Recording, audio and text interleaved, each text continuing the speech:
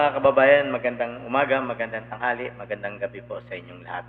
Nagbabalik po inyong lingkod na si Deo Durano TV 2.0. Kukulangutin lang po natin itong mga nanunungkulan sa gobyernong ito na walang iba kung hindi pinag-iisipan kung paano nakawin ang pera ng bayan, mga kababayan. Lalong-lalo na po yung nasa Kongreso, Senado, at lalong-lalo na po yung sa Malacanang. Alam naman po natin na lahat sila halos ay nag-uumit sa pera ng bayan. Pero itong administrasyong ito, garapal na po. Talagang trilyon-trilyong pera na ang ninanakaw sa bayan. And yet, parang yung pinakamalaking buhaya doon sa Kongreso ay para pang gagawin pa nilang state witness, mga kababayan. Nilipilit po nilang nililigtas si Martin Romualdez. Bakit? Sino bang kadikit ni Martin Romualdez? Ang kanyang pinsan na presidente ng Pilipinas na si BBM. Yan po ang katotohanang pilit nilang itatago, mga kababayan. Pakinggan lang po natin itong favorite song ng ating kagalang-galang at kapitag-pitagang presidente ng Pilipinas.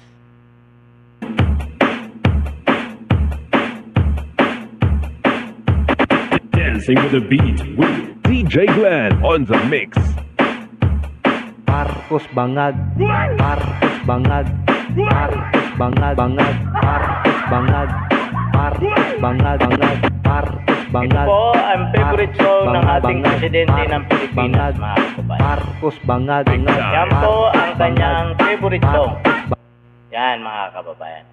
So ngayon, pakinggan lang po natin ngayon itong report naman ng ICI na regarding sa kanilang kinasuhan, mga kababayan. Nakakalungkot pong isipin na ang talagang hindi nila isinama si Martin Romualdez sa kaso. Bakit kaya hindi na isama si Martin Romualdez, mga kababayan? Baka nung pagpunta ni Martin Romualdez, nagkwentuhan lang sila. Kasi nga, sila lang po nakakaalam, mga kababayan. Malay natin, binigyan lang nila ng script si Martin Romualdez kung anong dapat lang sabihin para hindi siya masama sa asunto. Bakit kay Saldi ko lang? Ayon nga kay BP Sara, ang may hawak ng budget ng buong Pilipinas ay 2 tao lang. Si Saldi ko at si Martin Romualdez. Kasi nga po, sila po yung may power of the purse, mga kababayan.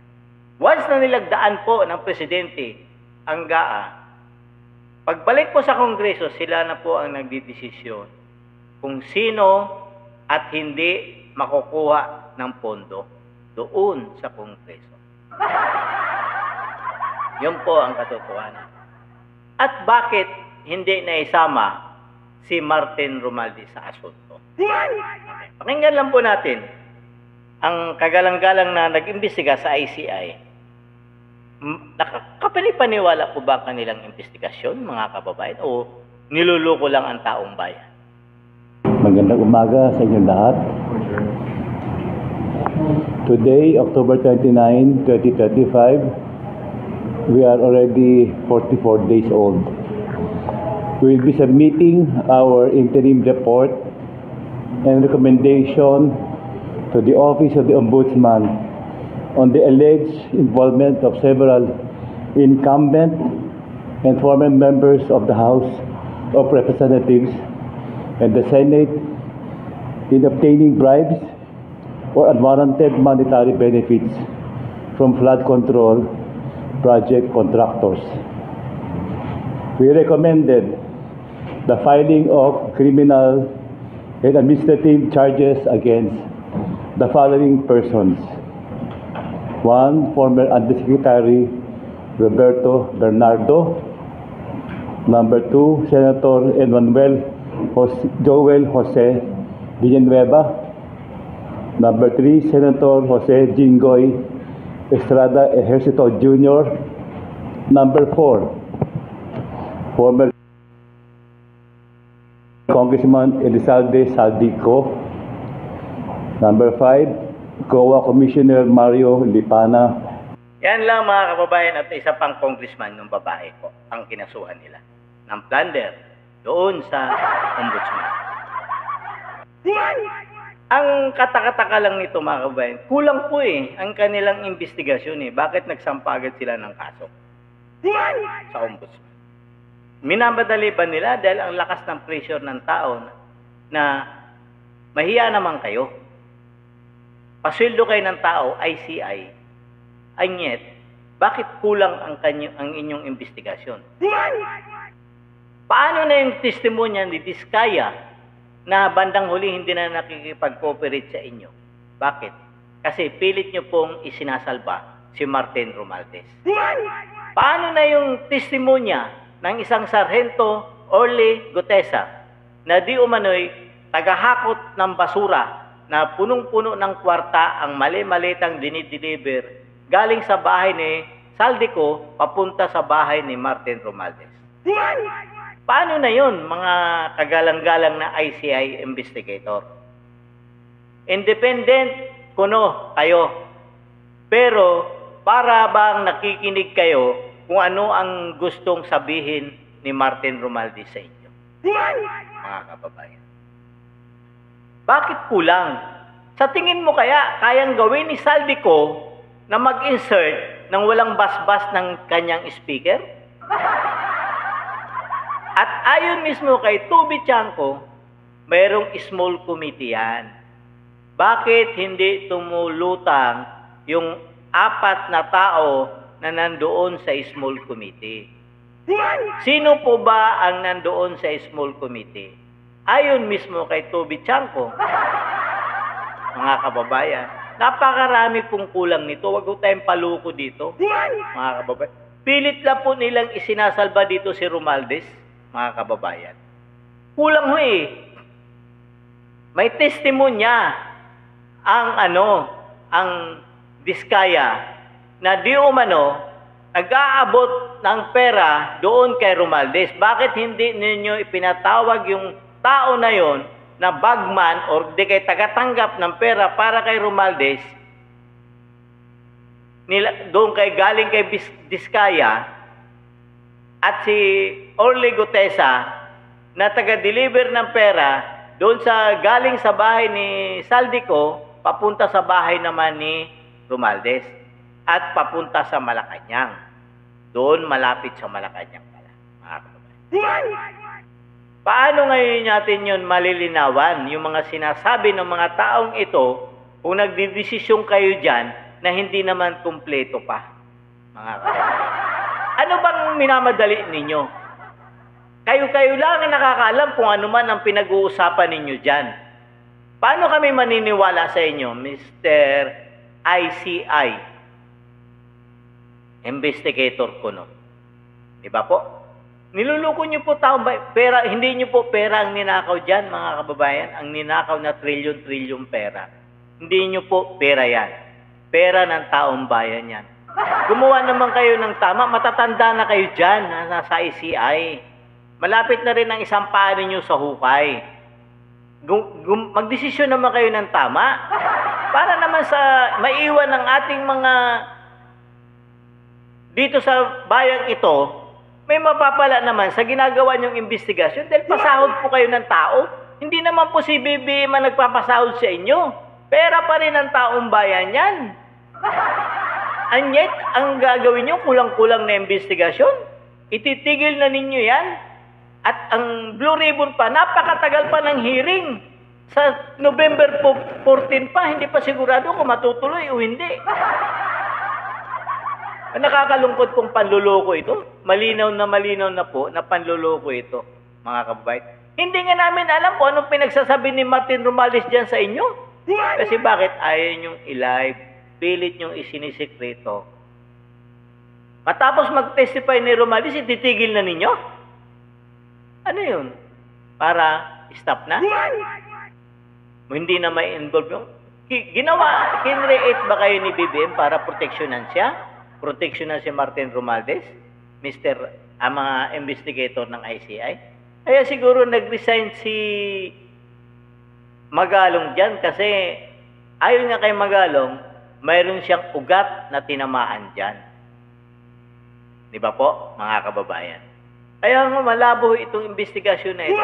Mahiya naman kayo sa taong bayan na pinaghirapan yung pera na yan at pinakikinabangan. Sa tingin nyo pa kaya?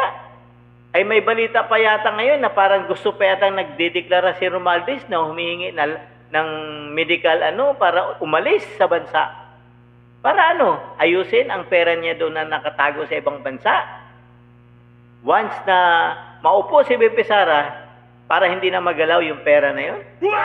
Mga kababayan. Kaya manginig talaga kayo, mga kababayan. Pag ito si BP Sara, malagpasan niya lahat yung mga panggugurgur niya sa inyo, manda kayo sa 2028, sigurado kayo. Himas rehas po kayo.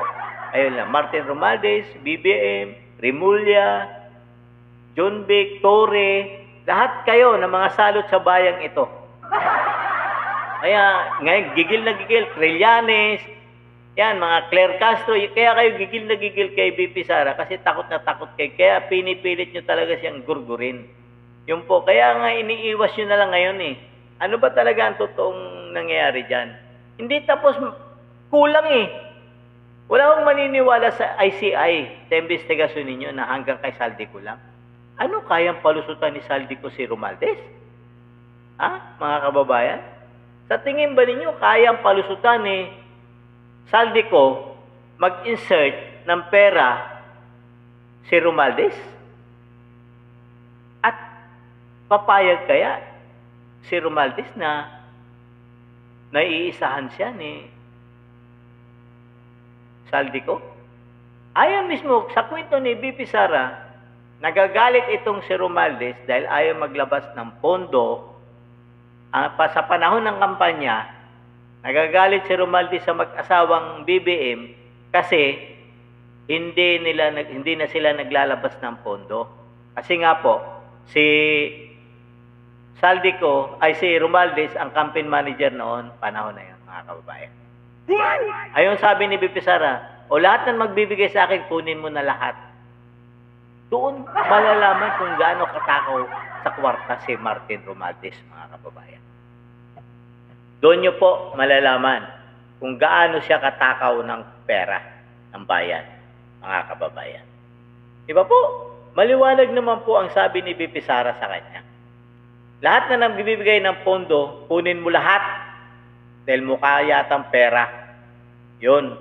Tapos ngayon, papayag siya na may isaan siya ni Saldico, na mag-insert na mag-isa si Saldico ng pera ng bayan.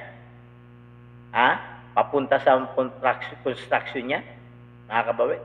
Niluloko po tayo ng investigasyon na ito, mga kababayan. Wala pong katotohanan ito. Para bang, siguro may katotohanan, ma'am. Kasi pinipilit lang pong Sinasabi nila Alcantara, sila Villanueva at Jinggoy, walang direktang nagbigay sila doon. Pero kasama sa asunto. Itong si Orly Gutesa, direktang empleyado ni Saldico. Security details niya ito, na ginawa niya tagahakot ng mali-malitang pera, basura di umano, ayon kay Orly Gutesa, mga kababayan. Yan ang nakakalungkot lang. Bakit na parang yung testimonya na yun, parang hindi pinapatawag ng ICI. At yung kay Diskaya, parang binaliwala. Ang dami hong congressman na binanggit ni Diskaya, 17 po yan. Bakit isa lang, mga kababayan? Ano ba ang nangyari sa ICI? Diba po? Nakakalungkot lang isipin na parang niluloko na po tayo ng mga to, mga kababayan. Hanggang dito na lang po muna ako. Ako po ulit si Deo Durano, TV 2.0. Don't forget po to like and share and subscribe to my YouTube channel, Deo Durano TV 2.0, para po sa mga batang may autism na aking tinutulungan, mga kababayan. Marami pong salamat. God save the Philippines.